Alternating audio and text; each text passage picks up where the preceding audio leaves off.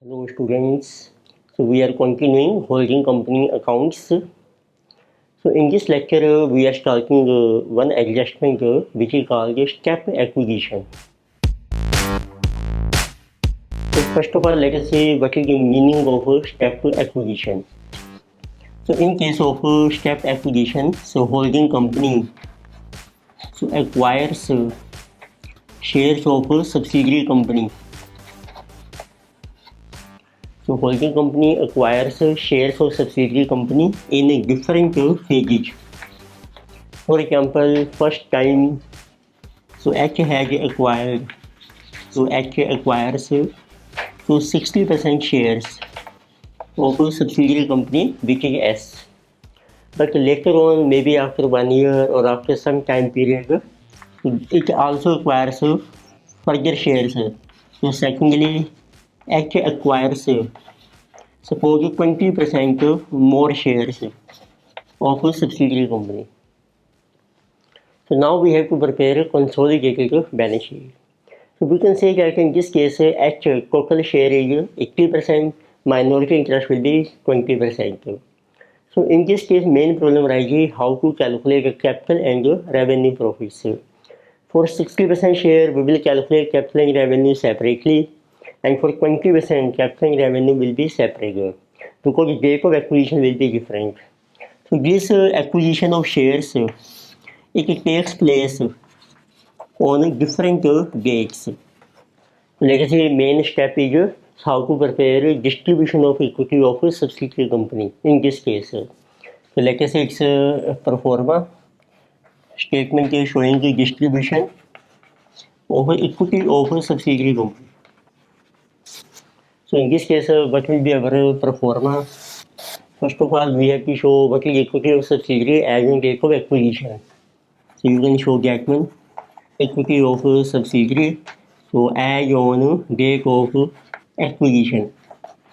सो acquisition के time जो आपकी इक्विटी होती है इसमें दो आइटम्स आती हैं. Number 1 share capital, second we take capital profit से. पर अब आपको कैपिटल प्रॉफिट्स को डिवाइड करना है दो पार्ट्स में. First we will write at the time of first acquisition what is amount of capital profits. So you can write one column capital profits और simply you write profits at the time of first acquisition and second at the time of second acquisition. So then you write what are profits after acquisition. So this is called equity. So after acquisition, and which is called as revenue profits. Right, अब mention कीजिए what is your total share capital. This one. What are profits at the time of first acquisition, profits at the time of second acquisition. तो second acquisition के time हम ले रहे हैं जितना increase हो रहा है प्रॉफिट्स में, यानी बता रहे हैं रेवेन्यू प्रॉफिट्स से.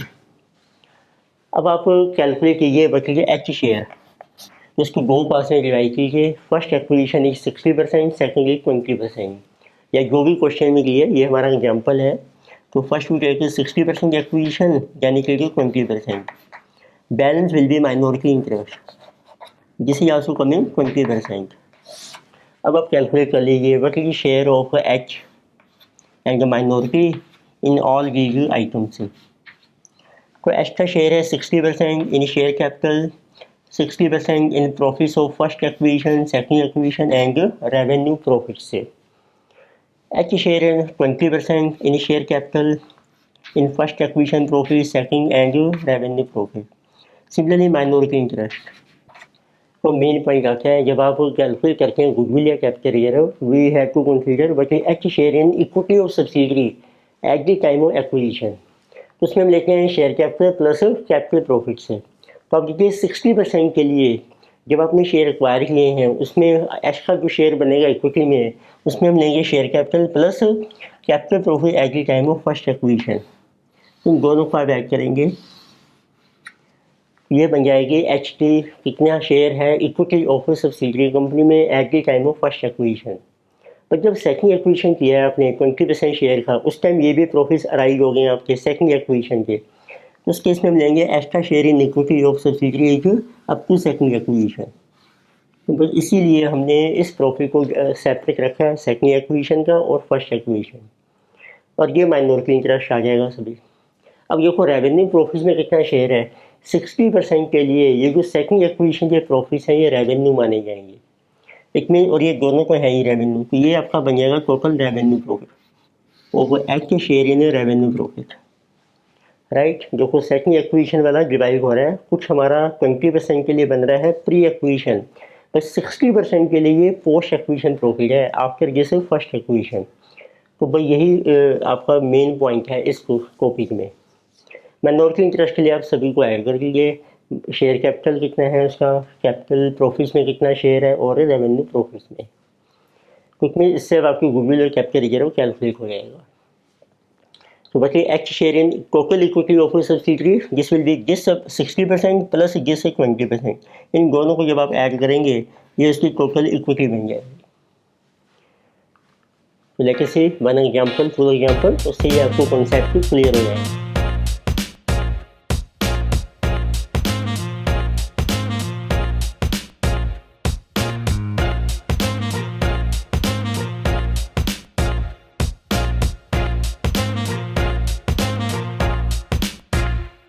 लेके से example number 13,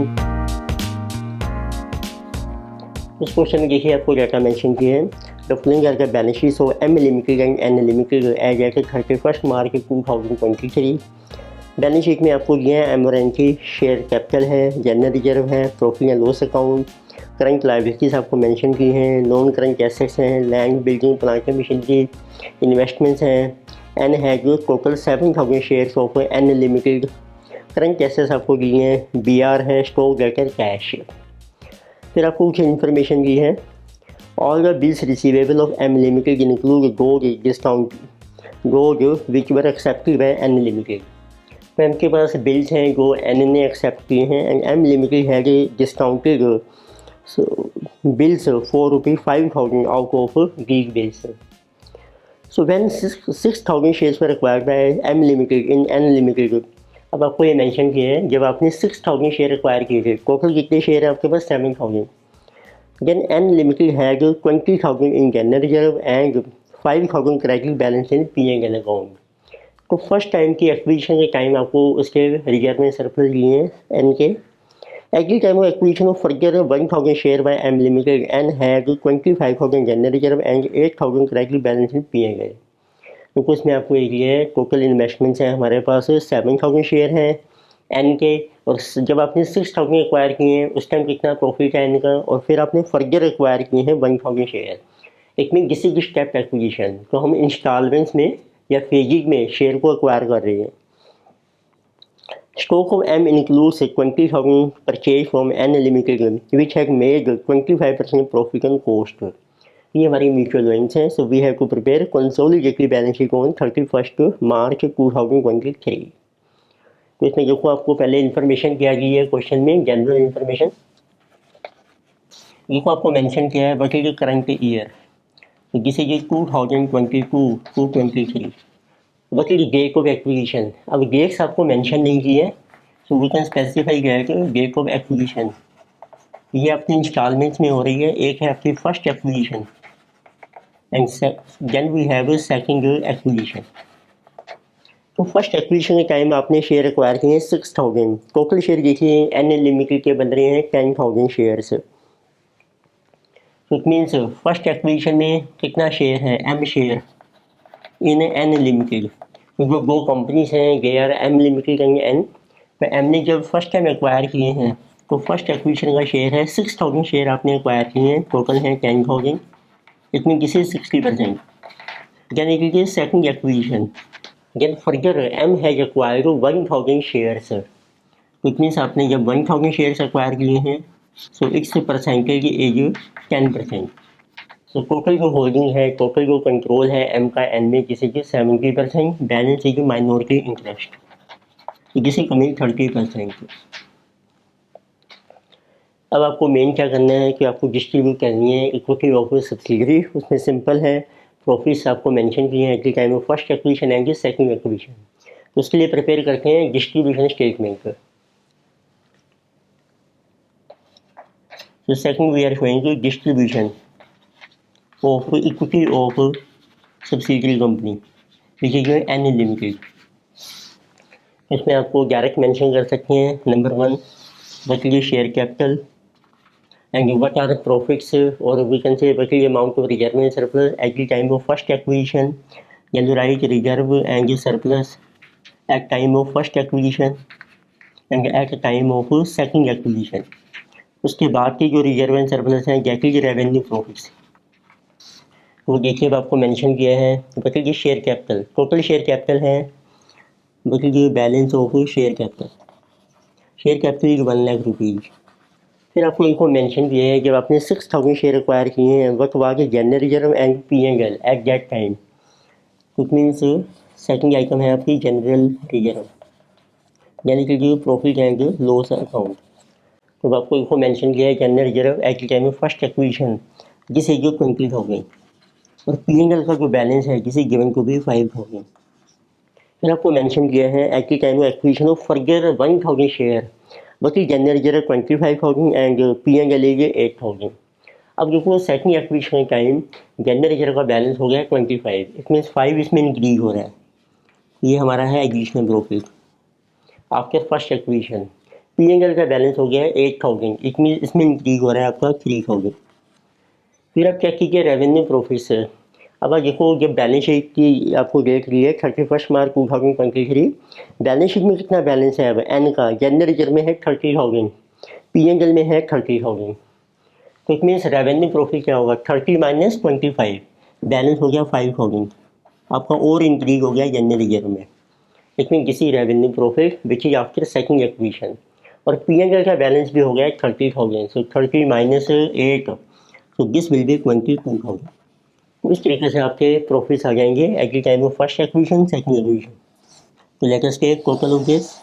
share capital is 1 lakh, profits at the time of first acquisition 25,000, eight the time of second acquisition 8,000 and third acquisition 27,000.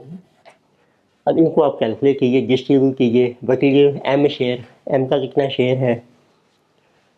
तो नेक्स्ट कंटिन्यू करके एम के जो शेयर है वो है 60% और 10%. यही स्टेटमेंट हम कंटिन्यू कर रहे हैं. देखिए शेयर कैपिटल में आपका कितना शेयर है, एच शेयर. फिर एच इज एम, बटीजिए एम शेयर. तो आप शो कीजिए 60%, then further acquisition 10%, balance is minority interest इसी 30%. तो आप कैलकुलेट कीजिए शेयर कैपिटल में 60% है 60,000, 10% 10,000, 30% ये माइनॉरिटी इंटरेस्ट. जब फर्स्ट एक्विजिशन का प्रॉफिट है 25,000, इसमें आप लीजिए 60%, इसे जो 15,000, यानी कि 10% 2,500 एंड देन 30% 7,500. फिर आपकी सेकंड एक्विजिशन के प्रॉफिट है 8,000, इन दिस 60% 4,800, यानी कि 10% 800, 30% 2,400. Then we have 27,000 revenue profit है. In this you see 60% 16,200, यानी कि 10% 2,700 एंड 27 इंटू 30% 8,100. तो इस तरीके से आपके सारे के सारे जो हैं प्रॉफिट डिस्ट्रीब्यूट हो गए हैं. अब देखिए what is M share in equity of subsidiary company as on date of first acquisition. First acquisition के लिए हम लेंगे शेयर कैपिटल और जो प्रॉफिट थे उस टाइम 25,000 उसमें कितना शेयर है. ये इक्विटी बन जाएगी एम की 60% eight the time of first acquisition is 60,000 plus 15,000. फिर जब सेकंड एक्विजिशन हो रही है उस टाइम के प्रॉफिट्स हैं 8,000, तो ये भी हम इंक्लूड करेंगे इन इक्विटी में. तो सेकंड टाइम आपकी इक्विटी मानी जाएगी. मीन एम का शेयर है जो इक्विटी में, it will be gives 10,000 share capital. First acquisition का प्रॉफिट भी कैपिटल प्रॉफिट है, सेकंड एक्विजिशन टाइम के प्रॉफिट है ये भी कैपिटल प्रॉफिट है. और उसके बाद के जो प्रॉफिट्स हैं ये बन गए आपके रेवेन्यू प्रॉफिट्स. इनको आप ऐड कर दीजिए तो ये जाएंगे आपके कंसोलिडेटेड P&L में. तो अब कैलकुलेट करके हम बचेगी cost of control which is goodwill और कैपिटल रिजर्व. किसी third item cost of control. उससे देखो आपको चाहिए वकील कॉस्ट ऑफ इन्वेस्टमेंट, वो हमें दी है. Cost of investment, investment means shares. Of N company. ये आपको टोटल दे रखी है बैलेंस शीट में, जिससे 6,000 शेयर एक्वायर किए थे प्लस 1,000, उसकी टोटल कॉस्ट है आपकी 1,00,000 rupees. You can see from balance sheet. फिर आपको कैलकुलेट करना है बच्चे कि एम शेयर, एम का कितना शेयर है in equity of N company at a time of acquisition और at a date of acquisition. तो वो आप कैसे कैलकुलेट करेंगे? तो एम शेयर इन इक्विटी, उसमें हम लेंगे एम का शेयर है जो 60% इक्विटी में, 60 प्लस 15,000 75,000 प्लस जो 10% बन रहा है हमारा इक्विटी का 2,500 प्लस 800 33 प्लस जस 13,300, ये आपका टोटल शेयर बन जाएगा इन इक्विटी। तो जिसे भी बिकमिंग 88,300। डिफरेंस आ जाएगी आपकी goodwill, because cost of investment is more 11,700 की गुडविल। अब देखते हैं इसमें कुछ म्यूचुअल ओइंग की एडजस्टमेंट्स हैं, उसकी एंट्री पास कर लेते हैं। फोर्थ लीजिए journal entries for mutual owings, और ये हम कर रहे हैं in books of M limited which is you holding company. देखो एक एडजस्टमेंट आपको दी है, all bills receivable of M include so those which were accepted by N limited. अब देखो एन के बिल्स पेबल कितनी है 15,000, तो इट मीन्स एम के पास बिल्स रिसीवेबल है 15, बट एम है ये डिस्काउंटेड बिल्स फॉर पे 5,000 आउट ऑफ दीज बिल्स, इसमें से 5,000 हमारी डिस्काउंट हो गई हैं। इसमें जब जो कॉमन रह गए हैं वो है 10,000, उनको आप एलिमिनेट कीजिए।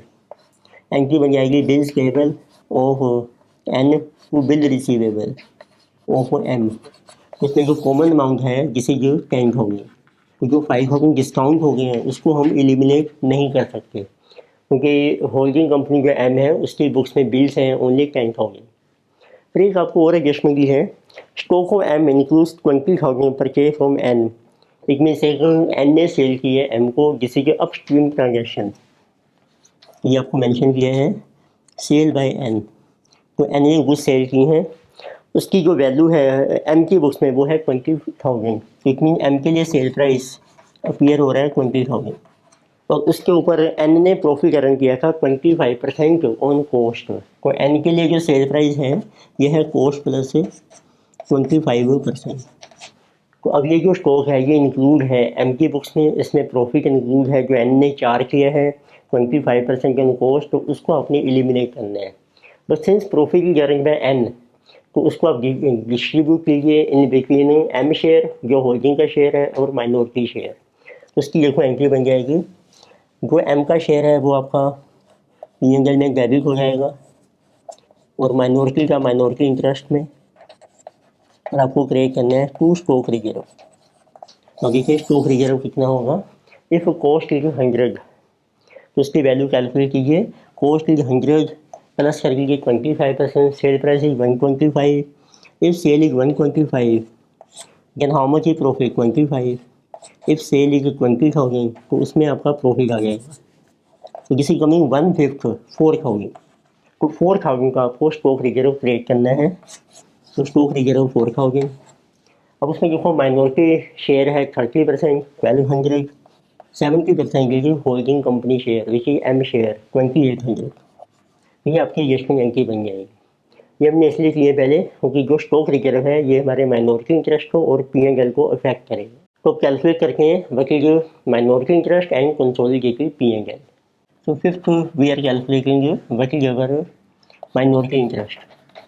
तो माइनॉरिटी इंटरेस्ट में हम कंसीडर करते हैं share capital, capital profit and revenue profits which is जिसमें, तो माइनॉरिटी का शेयर कैपिटल है 30,000, कैपिटल प्रॉफिट्स हैं 7,500 प्लस 2,400 प्लस 8,100, तो इन सबको आप ऐड कीजिए और इसमें से माइनस कीजिए stock reserve, minus stock reserve, stock reserve है 1,200, तो किसी coming 37,500 plus 2,400 plus 8,100 minus 1,200, so minority interest is 46,800।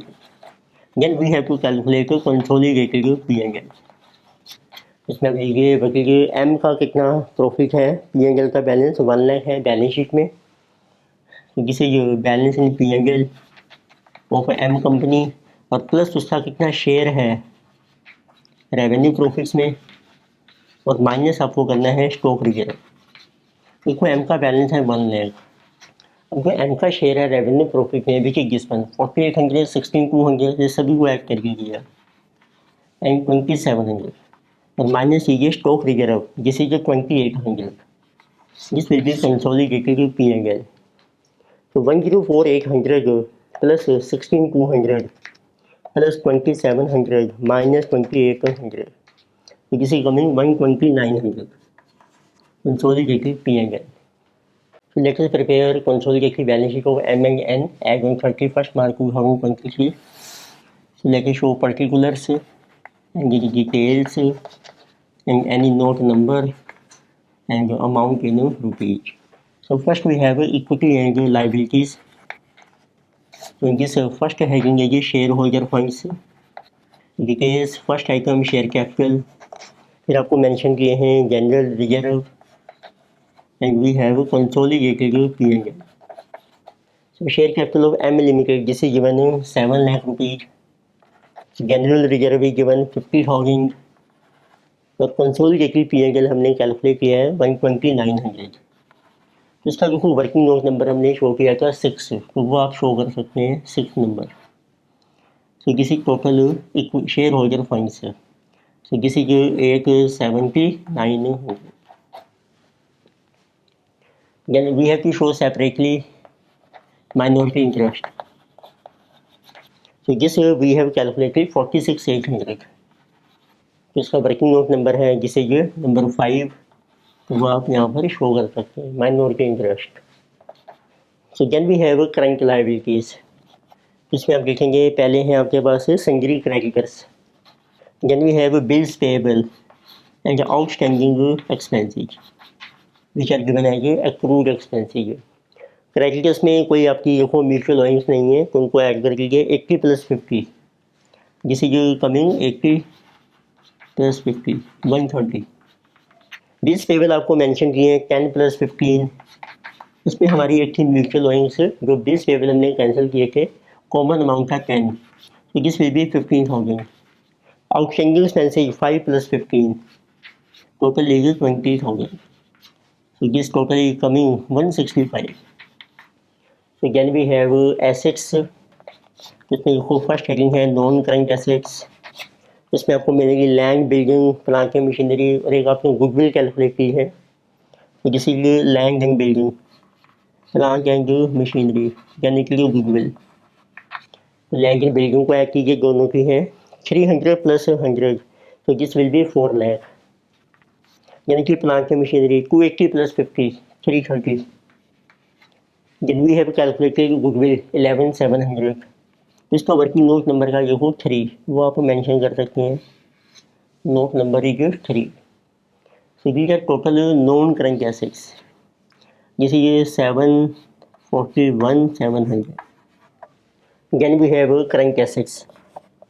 इसमें देखिए बिल्स रिसीवेबल आपको मेंशन किए हैं ओनली ऑफ एम, ये आपके एलिमिनेट हो जाएंगे 10,000 के bills receivable, we are eliminate. Then we have stock. इसे ये 70 + 50. उसमें आपने एक कोई स्टॉक रिजर्व बनाया था 4,000, वो माइनस कर दीजिए. किसी 120 - 4 116,000. Then we have debtors. Debtors में आपके 140 प्लस जैसे गिवन है 20 160. Then we have cash and bank. ये भी दोनों पे ऐड हो जाएंगे 45 एंड 20 65 होगा. तो this will get total current assets. जिससे हमें 116 + 160 + 65,000 total is 341,000. Now we can calculate total assets.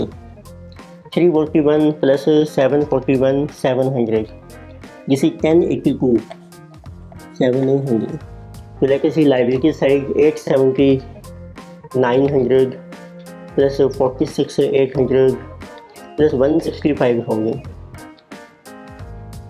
So this is also coming 1082 700. So this is our consolidated benefit. In this lecture, we will the concept of step acquisition, in which case holding company acquires shares of subsidiary company in different stages. And we also give one full example based on step acquisition. तो further topics हम continue करेंगे next lecture में। आपको video अच्छी लगती है like कीजिए, subscribe कीजिए and recommend to your friends. Thank you.